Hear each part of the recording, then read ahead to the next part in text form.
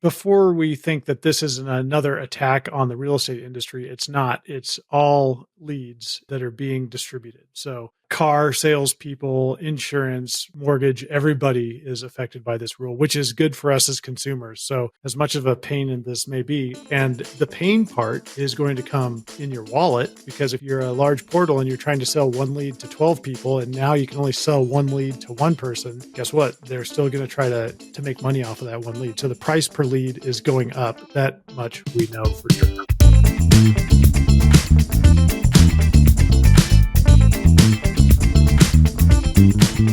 Hey everybody, it's me, Dan Stewart, and you're listening to What to Say Now, our podcast dedicated to helping real estate professionals do a better job communicating with the people they work with and serve. I'm Dan, and I've got a fantastic guest for us today. He's my good friend, Chris Drayer, founder of Revaluate. Most of you know him from his work in the Marvel movies. Hi, Chris. Just going to go right out with the Deadpool. I mean, I just led with the Deadpool. I did. Yeah, sorry about that, but it's good. It happens. Did you enjoy it? Parts of it, yeah. It doesn't really matter to me because I don't get $1. Yeah, so. Nope, you don't. You don't. Not concessions or anything. But yeah, all kidding aside, if you don't know Chris Drayer, you absolutely should. Chris and I, we've had some sort of professional connection for nearly the entire 14 years I've been serving the real estate industry. And for the past many years now, we've had a really great integration between our services, Happy Grasshopper and Revaluate. So this is a podcast where we talk about conversation, we talk about real estate, we talk about serving people. And I think our relationship, Chris, is really representative of the best of all those things, right? We built some camaraderie and rapport that turned into a friendship. From the friendship, we've built trust. Right? We've established business relationships and we've helped each other grow over many years now. I mean, what more could we ask for? I remember meeting you the first time at the now defunct, and I dearly departed. I miss it dearly. The Retso show back in the day, and we were both vendors in the small Georgia vendor hall for that event. And I believe you spoke, and I was blown away. As anyone that hears you speak. That guy can speak. I was blown away. He could walk and talk at the same time. Getcha. It's true though. So yeah, really glad to be here. But more than that, I'm glad to have known you for a long time. And yeah, we keep doing cool stuff together. So yeah, I'm excited about that. Yeah. In fact, in just the moments before this call started, we're talking about things we could do together that we can probably share with the public here in the near future, which is pretty darn exciting, right? Lots of good things going on. Stoked. Okay. So as we record this, and I mean, those who are listening, you know how this works, right? It's not live today. We recorded this at some point in the past. And the date that this conversation is taking place on is August 13th. And that's a lie. Listeners, don't believe. Now, Dan is a very truthful guy, but for some reason, he's pulling a fast one here. Wow. Okay. Nice. So is it not the 13th? My watch. It is. Okay. It is. So who's the liar, Mr. Drayer? All right. So the reason I bring this up is because, on August 1st, much of the country put steps in place to have their practices come in alignment with the terms of the NAR settlement. The deadline for that is August 17th, which is just a few days away from today as we're recording this. It's an interesting time to observe and serve the real estate industry because I think we're seeing a lot of misinformation, a lot of unnecessary fear, a lot of confusion about what these changes are going to mean for the individual agent on the street. So I thought I'd ask you, Chris, what sort of things are you seeing or hearing from your members that maybe are worth mentioning to our audience? Well, yeah, I think there's a lot of concern with this 17th date. And when it passes, I can't remember the speaker. I think Mike said it on stage at Inman. I saw a recording. But that it's similar. Yes, similar to the Y2K thing. Yep. So here's this big gnarly thing out there, and we're all worried about it. And what's going to happen? Our plane's going to drop out of the sky. And things continued on, and there were some changes, and there were some fines, and practices changed, but a lot of angst. I mean, that most of the world is going to wake up on August 18th and still need to live somewhere, right? I believe that's the case. And when people need to buy, sell, or invest in real estate, they're going to need the help of a real estate professional, right? So, As I talk to people about it, I think where their concern is, it has been dealing with the documentation and the legal aspect of it. But now it's transitioning to, well, consumers think this already happened months ago, and they think that there is no buyer compensation. So there's an education component. And so that's a big issue. yeah, I've noticed that on social media. I haven't heard that directly from a client yet. I did talk to a client just a couple of days ago in the Pacific Northwest. As has been my habit lately, I'm asking, well, hey, how have these changes been for you? And they're like, what changes? There have been no changes here. We've always had people sign a buyer's representation agreement. We're so used to not having a buyer broker compensation listed in the MLS. It's just sort of the way business is done. And then yesterday, I talked with an agent in Texas, and they were absolutely panicked about what these changes would mean, right? Because they haven't had the personal experience of practicing in a market where, what will become the new normal is just the way it's always been done. I think we're going to go through probably a short period of time where the general public, the marketplace, needs to learn, right? And here's how that's going to go. At least in Florida, where I live, people shop for houses because it rained and they don't get to go to the beach today, right? It's we're down on vacation. I see real estate everywhere. Well, look, I'm curious, what does that place cost, right? So there's a lot of wasted time because agents get that phone call, and next thing you know, they're showing this family on vacation who has no actual intent. They're driving those people around and showing them properties. It's not going to lead to a transaction. Where in the new environment, there's this tremendous advantage of having a whole market say, you know what, I'd love to help you. Let's go ahead and meet and we'll have a conversation about the structure within which I can help you. I think that's a huge potential time saver for agents. It was surprising to me to learn that there were actually 17 states that already had something similar to this rule in place. So the audience that is listening right now, yeah, there's a good chance that you are making some changes, but maybe not, and maybe it's just saying things are the same. As far as the rain comment goes, in Colorado, where we are, it's the opposite. If it's snowing or raining, people are not going to houses. So that's the last thing you want to do. Yeah, to get off the roads, right? Get off the roads.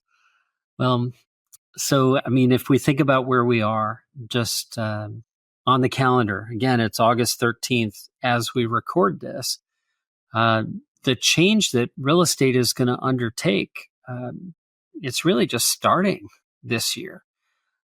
As you and I have talked about quite a bit, by the end of 2024, the FCC will have new regulations in place that will change the way agents can interact with their leads and interact with their database. That's just. I think this is a much bigger deal than the buyer story, but maybe that's because we've had a lot of time to digest the buyer story for the last 5 years or however long that lawsuit started.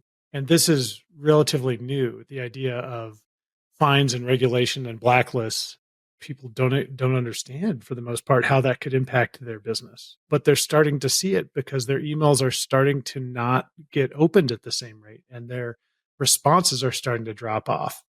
Well, why is that? Well, it's funny you lead with email there because some members of the audience are aware of the changes that Google and Yahoo implemented. And I'll just give a quick summary here for people who are listening that might not be familiar. But in the US, we have something called CAN-SPAM legislation. And it's largely a toothless law that's very rarely even considered, let alone enforced. And the general public has gotten used to receiving, bucket loads of unwanted outreach, right? We get spam email by the drove every single day of our lives. And Google has sort of become the police of our inbox. Most email inboxes today are Google Gmail inboxes. And Google has said, you know what, we're tired of processing all of this spam. So they and Yahoo implemented some things regarding authenticity in Q1 of this year. And so a lot of people who weren't used to playing by the rules, they got found out very quickly. You know, it's not 15 years ago where you could upload a giant list of strangers and email them safely. Those days are gone. And, you know, segue from that over to text messaging. I think we're all probably going a little crazy by the amount of text message spam we get. And the coming changes from the FCC, I think, are really going to have a strong likelihood of nearly eliminating that in 2024. As they should. Yeah, As they should, absolutely. right? Absolutely, as they should. I'm an old guy, and back in the day, we had a phone on the wall in the breakfast room, and the family would sit down. Me as a, I don't know, fifth grader or whatever, and the phone would ring every time at dinner. And it was super irritating. And my parents would get pissed off. They'd go stand up and answer the phone because that's what you did. That was before answering machines, I guess. I don't know. It was before caller ID. So yeah, I think it was before answering machines. And they get pissed off, and the government stepped in, and the FCC made rules to have the do not call list, which is still utilized today. Text messaging, email, all of this needs to be sort of kind of regulated, unfortunately, in order to prevent people from abusing it. Yeah, so it really does change the landscape considerably. Like, you know, if you're listening to this and you sell real estate, I'm going to guess that we already believe some of the same things. I see real estate as being a relationship business. Right? Most listings come through referrals. When people are looking to sell their home, their largest investment, they often ask people, hey, do you know a good agent, someone I should work with? They're trusting their network. They're trusting their relationships to find that listing. So, you know, whether it's building Revaluate, building Happy Grasshopper, or building your own real estate practice, I truly believe that relationships are the fastest way that we can create the results that we're looking for. And I also very much believe that relationships really live inside conversation. We've known each other for 14 years-ish, right? And yet if we stop talking to each other, like if we fail to connect, those relationships fade. They just do. So what the silver lining of these FCC changes are that your relationships, like those people who actually know you and appreciate you and want to hear from you, they're not going to be diminished even slightly by these new regulations, right? They're not going to touch that at all. So I really believe that there's a small window of time between now and the end of the year where there's a few things agents absolutely have to do. Step one, I think they need to clean up and organize their database. And imagine that, Chris.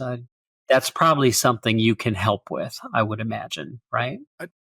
I suppose we could go down that path. Sure.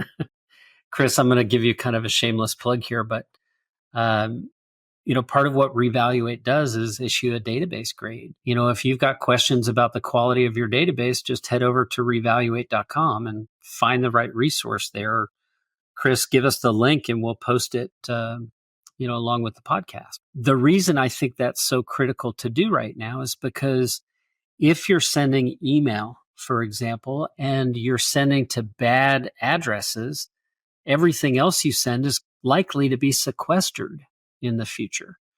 You just have to start with clean data. It's really the first primary step, I think, to having any sort of success with your database nurturing plans. This can be kind of confusing. So I've got a sort of an analogy that sort of, I think, boils it down to the nuts and bolts that real estate professionals will understand. And it's only 20 seconds, so forgive me if for 20 seconds here. The email providers are scoring you as a sender, much like the credit companies score you as a borrower or one of your prospects, and you've got these three organizations, right, that score your credit worthiness to have a credit score. That's what's happening on the back end. Now, you don't get a free report to see what it looks like, right? No free credit report for your email sending grade. But every little thing that you do affects that score. If you send to Mickey Mouse, that is going to negatively impact your score. If you send to Chris Drayer at gfail.com, that's not a real email address. That affects your score. All of these things negatively impact your score. And the only thing that you can do to get it back is to send good emails that people open and respond to and click inside. Yeah, that analogy I think is spot on. It definitely is. There is no credit karma for your email sending capacity. Like once you burn it, you burn it. And I won't name the name, but I have a very high profile client, a name that nearly everyone in this audience would recognize. And this individual is in Gmail jail at the moment because they've attempted unsuccessfully to do what worked years ago in this new environment. And so they're changing domains. I mean, can you imagine the hassle of migrating everything, every place people are known? And the saddest thing is that we don't have certainty here, but it seems like Google is connecting their behavior at the prior domain to this new domain. So it doesn't look like that tactic has successfully convinced Google that this person will now comply with the rules. It's an incredibly interesting time, right? So here's what I would suggest if you're going, oh, well, what do I do with all these things? First thing you should really do is just take a look at your database. Do you have tens of thousands of people who are in there? How did they get there? Right? I mean, are these leads that you've been collecting over your entire career? Did you buy a list to attempt to like digitally farm a neighborhood? We see all sorts of crazy things that get imported to our system. We have to guide our members to do the right actions to get the right results. And I'm curious, Chris, from your perspective, right? We have some shared members. We have different members as well. Like, are you seeing any particular actions people are taking that everyone should be replicating right now? In order to prevent the problem, or that they are doing that's the cause of the problem? Okay. Sorry for clarity. Well, for clarity, let's first identify behavior that causes the problem, right? We've given several examples. I think, if you're purchasing a list and you're cold emailing people in volume, that's almost certainly going to be a problem today. Yeah. So one really common practice, as an example, is to buy leads from a portal. And those are buyer leads that come in, and you don't know where they're coming from. And if you live in a beautiful location like the west coast of Florida, such as Dan, you're getting tourists that are coming in, and they are requesting information about properties as a lead that you're paying for. But then they go back to North Dakota, and you then have a whole bunch of people that are like that avatar all over the country that are coming and looking at property in Florida. And then you send out a market update for Florida, or you send out a list of properties for Florida, and they don't live there and they really don't have an intent on buying. They're going to flag it as spam, and they're not going to open your emails. That's all going to negatively impact your email score. Okay. So what do you think they should send instead, Chris? I think it's valuable to have people that are interested in your area, but it's a different piece of content to send them. And it's more about the conversation than a market update or here's a list of properties that you may be interested in, because they're not really interested in that. They're interested in the idea of moving there at retirement, right? Or whenever that time period is in the future. It's about starting a conversation. Thank you for saying that. Starting a conversation, right? Because there's really only two types of content that get delivered. There's content that informs. Here's everything that's happening in this zip code, right? This is up, that's down, the other thing's sideways. We're having these events. If you have any questions, call us, right?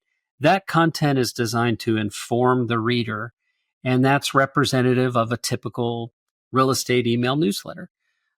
Check, done. Like, tried and true, There are people that works for. there are people that need to get that. I want to be very clear about my remarks here. That's a choice to educate those people, right? I want to invite you to consider the value of not educating them and instead engaging them, right? So what happens if you take that same news source, you know what's up and what's down and what's sideways, and you pick one of those points and you send a message that's designed to start a conversation on that point rather than inform them of everything, right? See, if you choose to engage the reader, you create the opportunity for a conversation where if you choose to educate the reader, you're probably answering their questions for them, right? Now, I believe contracts come from conversation. If you can have more conversation, you're certainly going to also teach Google, right? Teach all these email service providers that people want your content because they engage with it, right? They reply to it. That's a That is the goal. strong indicator. So your email score will improve if you can get a reply or if you can get an open. And if it's the same old, and they've seen a market update for the last 11 months and here comes month 12, they're not interested. Like that's not going to get open. Yeah. It's not good for you long term. Well, so this is a good segue, I think, to the landscape from a data perspective that this lives in. I mean, how geeky is that sentence, right? That's ridiculous. But last year we had something like 170 million digital leads in real estate for roughly 4.3 million transactions, right? That is very lopsided math. 170 million digital leads, 4.3-ish million transactions. What happens is that one lead, it registers somewhere and it got sold multiple times. So, if you're listening to this, you probably had that experience, right? You called that fresh lead that you thought was just yours, and you're like agent number 10 to reach out, right? Yeah. Well, that was the whole point of spead to lead, right? Yeah, exactly. You got to whoever be gets it fast, first. right? Speed to lead. That was the most important thing 10 years ago. And, today, because of automation, the proliferation of marketing automation, all these platforms do essentially the same thing. Every MLS, every IDX in the country delivers a price change alert, right? Here's a property search update. And people are just auto-subscribed to getting the same thing over and over and over from all these different agents that their information has been sold to. So that also creates just a huge pile of unwanted, unnecessary content. So much like that buyer's agent is going to get a bunch of time back by not showing houses to people outside of a buyer's representation agreement, right? Email service providers, email clients, Gmail, Outlook, et cetera, they're going to get a bunch of bandwidth back because the regulations in the FCC prevent a single lead from being sold more than one time, right? It's got some pretty fancy language there. Explicit consent, right? Those are the magic words. Before we think that this is another attack on the real estate industry, it's not. It's all leads that are being distributed. So car salespeople, insurance, mortgage, everybody is affected by this rule, which is good for us as consumers. So as much of a pain in this may be, and the pain part is going to come in your wallet.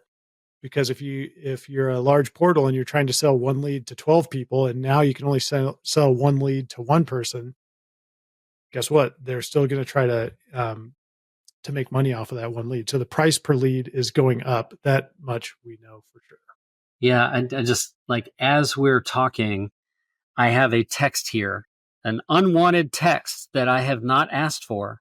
And I'm going to do the same thing here with this message that you do, right? You click report junk and it says delete and report junk. And I go, yes, delete 100%. and report junk. I'm talking to my friend Chris. I don't need this interruption about buying their whatever it is, right? Hey, Dan, what happens if we're both real estate agents and you get a text or an email from me that is something about real estate and it comes to you as trying to get you to buy a house from me? What are you going to do in that situation? Yeah, sure. Can you imagine? I mean, Everybody listening has done delete that. report, delete report. I hate that person. Yeah. Spam. Right. Well, Suck it, Carl. that reminds me. That reminds me of going to real estate conferences where, my card is handed out a bunch of times. And then I start getting market reports from places I've never even visited. I'm like, what the heck are you doing, people? That's not the right thing to do. You've got to remove the crud from your database in order to preserve your score. You've got to send messages that are inducing of conversations to improve your score. Yeah. These things work hand in hand. It's weird. It's like we're working together on something that makes sense. Imagine that craziness. I have a little wrinkle to throw at this. Okay. You said you've got to get rid of the crud. I'm going to say no to that. I'm going to say you need to do something different with the crud, right? You have to identify that segment of the database that's not safe to email to. I'm good with that. But what if you put a retargeting campaign in place for those people, right? What if you're using social media or tools like AdRoll to follow these people around the internet with your display ad? How cool would that be? Then they can click the ad if they have a near-term interest. They can opt in. You've got permission now to send to them, and that's going to lift your send score. So segment. Yeah. Don't get rid of the crud, but segment. Yeah. Right things, right order, right result. Right things, right order, right result. Business is just that simple. And you've got to start with organization. You have to segment properly to be able to send the right content to the right people at the right time. And I think segmentation is really best done based on the relationship. So let's use us as an example, Chris. Okay.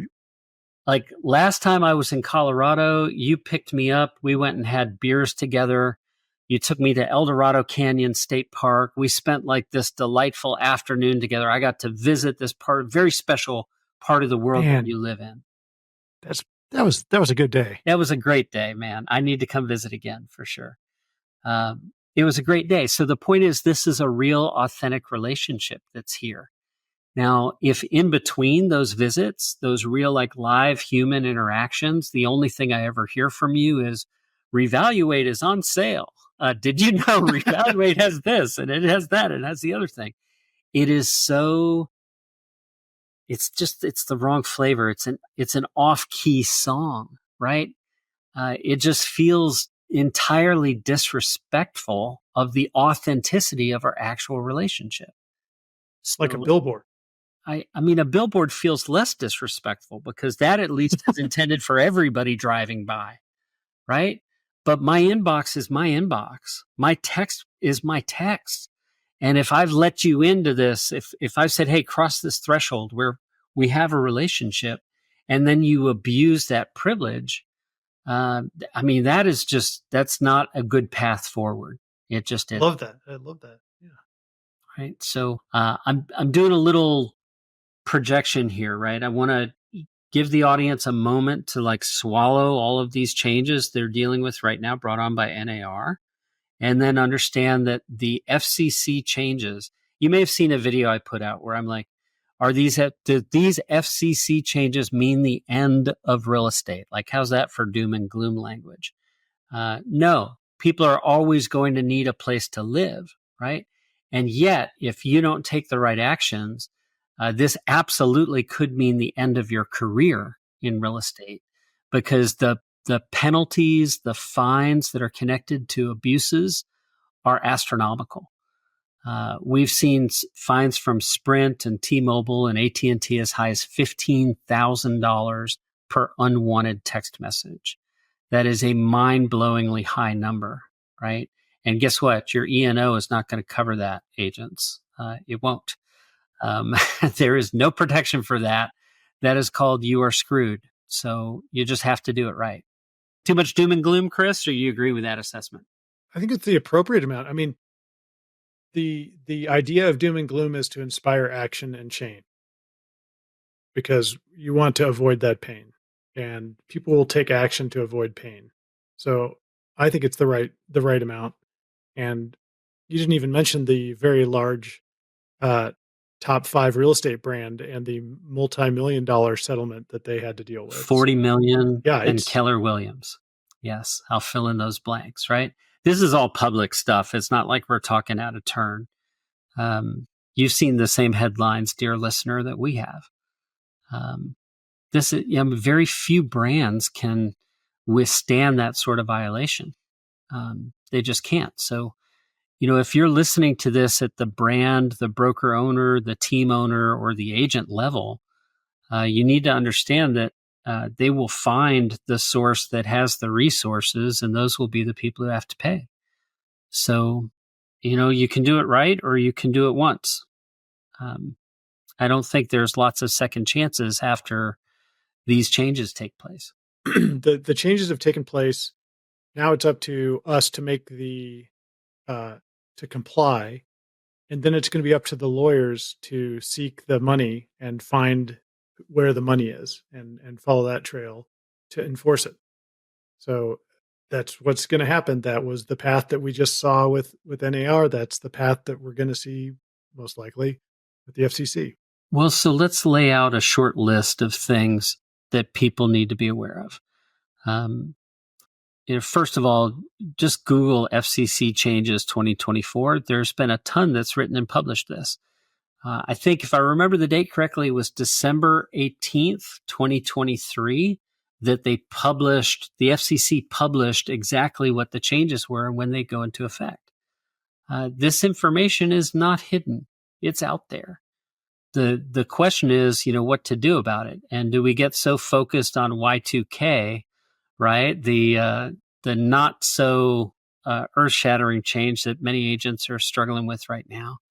Or do we pay attention to the real change that, has that potential to just end the careers of agents who don't know better? So let's build a first list. Let's build a short list here, Chris. What are the things that you think should be on this? So FCC is at the top of your threat list, and that's kind of how you're looking at this right now? I think that we have a unique moment in time right now where agents can create engagement with their existing database without fear of draconian penalty. Like, now is absolutely the time to get that done, because one of the provisions in the changes is that if a contact hasn't engaged with your messaging for a period of 6 months, you're supposed to stop messaging them. Or get them to re-engage and say, yes, please keep sending me stuff that I'm not going to engage with. That's right. And our friends to the north in Canada have legislation for this already. It's called CASL, Canadian Anti-Spam Legislation. And I love it. I mean, that's a term that makes a lot of sense. Who among us hasn't signed up for something online in the past that we no longer really care about? And yet every day we're probably still getting junk just filling up our inbox. It's nuts. Yeah, I think it's going to be beneficial to our inboxes, and it's going to improve deliverability for good quality messages. And I think that's the intent. They're not trying to remove email as a communication. They're trying to improve it as a communication strategy, because it's gone off the rails. Yeah, off the rails. What a term. I can't source the stat right now, but it's over 90% of all internet traffic is spam. Like, that's an absurd waste of resources. It's just an absurd amount of energy and time. A lot of Nigerian princes. Say again? That's a lot of Nigerian princes. That's right. That's a whole lot. That's a whole lot of expired car warranties, right? It's a lot, definitely. So let's put together a short list here, Chris. The first thing I think should be on the list is just understand the game, right? We have to know where we are. It's mid-August as this is being recorded. Like, without fail, by the end of September, I think you should commit to having your database cleaned up. Like, you've got to put segmentation in place. You've got to have a true plan to communicate with everyone effectively. Quick question, Dan. In that December 23 announcement by the FCC, they actually gave dates when things are happening and different cliffs occur. Is that? I don't recall them giving specific dates. I think there was a reference to by the end of 2024, these would be put in place. It's like there was a 12-month Well, there you clock go. established on December 18th. Is my record. Okay, so we can now have a deadline because of that document. That's where I was going with this. Mm-hmm. We know that is our time frame now to take action and to test. So you don't just need to take action; you want to test and make sure that your program is working, so you can iterate again if you need to going forward. Right. So yeah, I think that's very wise to be at the top of the list. Well, we got to start where we are, right? So, some people listening to this have massive databases they've invested a lot of time in, and other people are like, oh yeah, my database, I really need to work on that. Whichever of those people you might be or somewhere in between, that's okay. You are where you are. Let's take the actions necessary to make sure you have a brighter future. Because we've been doing this free audit of databases, we've talked to a lot of people about databases, and nearly 100% of agents, just so that listeners know they're not alone, nearly 100% of the thousands of people we've talked to have said, yeah, I know I need to do that. I need to clean it up. I need to segment it. And they don't even know about the FCC stuff, right? This is just in general. They know in the back of their head this needs to be done. And when were you going to get to that? Yeah. I find there are a couple of moments in every agent's life that spur them to take action. The most meaningful one is when they're driving home and they see some other agent's sign in front of one of their neighbors' homes. That is a spear in the chest moment where they're like, never again. I helped them buy that house a few years ago. I'm never going to make that same mistake again. And then they get so caught up with the issue of the day that next thing you know, it's just this ongoing, never solved problem. In fact, one of my favorite questions to ask a live audience, anytime I'm on stage somewhere, I always say, so raise your hand for me if you have a CRM. And everybody raises their hand, right? Because every brand, every team, every brokerage all provide some sort of technology for their agents. And then I say, okay, now I want you to raise your hand again if your database is perfectly organized and producing all the opportunity it could be. And they literally do what you just did. They smile or they just laugh. They're like, nope, not even close to that. Ha, ha, ha, right? You all have the technology. You do not have the knowledge or the expertise to win with this. So, companies like Revaluate, companies like Happy Grasshopper, this is what we do every day, day in and day out. And that's why, very meaningfully, we say the first thing you should do is get organized. Because if you don't have that organization, it's not possible to send the right message to the right people at the right time, right? So step one is organization. I'm going to propose as step two to decide what your outcome is, right? A lot of people don't know. They just want another transaction. Do you want to buy or sell? It doesn't matter. I'll take whatever, right? Well, what price point do you like to work in? The price point that hires me. That's where I like to work. You must have certainty about the business you're building so you can take the right steps to get to that particular outcome. And the more certainty you have, the more easy it is to make decisions about who should get what in your database. So have a goal in mind, people. That's what we're talking about. If you did 12 transactions last year, what's your goal for this year? All right, if you did 200 last year, what's your goal for this year? How are you going to get them? Database is likely the fastest way to do that. Right? So 2 steps so far, organization and outcome, right? Step 3 is going to be to build your messaging plan, right? Once you know where you're going, it's time to create the strategy that can lead you from where you are to where you'd like to go. And I get how challenging that can be for you. So, if you're stuck there and you need help, just go to happygrasshopper.com. We have tons of information there about how to do that, or you can just book with us and someone on staff will help you. You can do all that right from our homepage. So it's that simple, really. It's 3 steps. We're not talking about, having to land a rocket on a barge over here.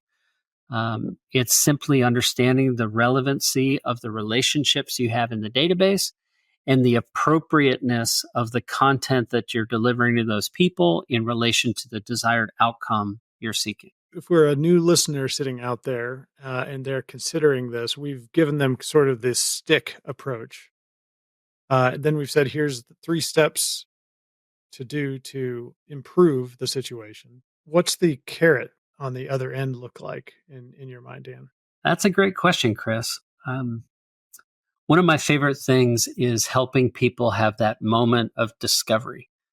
Like, name a database, typical agent, there will be somewhere between 100 and maybe 300 people who actually know who they are.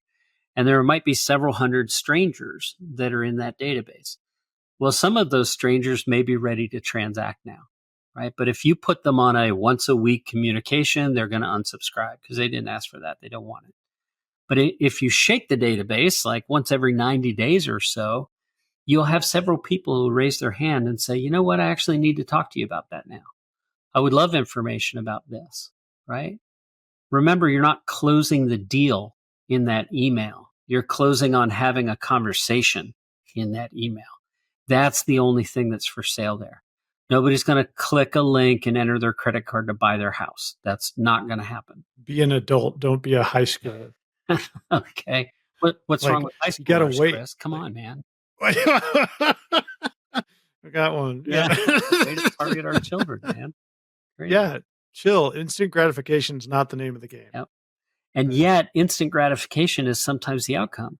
If you send a message to your past clients in your sphere of influence and you ask how they are and if maybe they'd like to get together for coffee, well, you get that gratification of going and reconnecting with people you have a relationship with. And then if you ask smart questions like, hey, by the way, do you know anyone in your neighborhood who might be thinking of moving? Or even someone we could convince to move if we got a high enough offer for their home?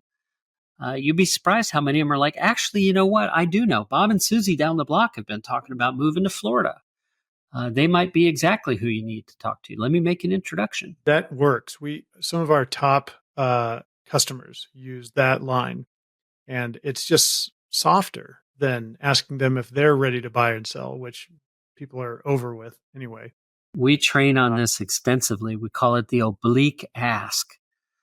Because it's not that direct confrontational, right? Chris, are you ready to sell your house? Would you like to know what it's worth? Yeah. I bet we've got buyers. What are you shopping for today? Yeah, right. I mean, think about yourself. Nothing. You walk into a department store and you have someone come up 100%. Right away and they're like, what are you looking for here today? I don't know. Nothing. I don't know, but I'll find it on my own. Okay, so we are 2 individuals united in a common purpose of helping you win. Right? Dear listener, these sessions are for you, and there's a lot that's been covered here today. I want to make sure we have the ability to connect you, Chris, to the audience. What's the best way for them to reach out to you if they have any follow-up? Oh, cool. Well, we'll provide a link that we can drop in here at the end. But the direction for the free database grade and audit that we talked about earlier is revaluate.com, revaluate.com/free. Wow, that's really complex. Revaluate.com/free. All right. And we could slow it down. No, we're good, man. We are good. Chris, I love you, brother. Thank you for being you. Thank you for all you've done all these years. And thank you for hosting one of my favorite human beings for a beer here at the end of the month. I'll connect you to Veneer later. Awesome. You're the best, Dan. Love you too. All right. Be good, man.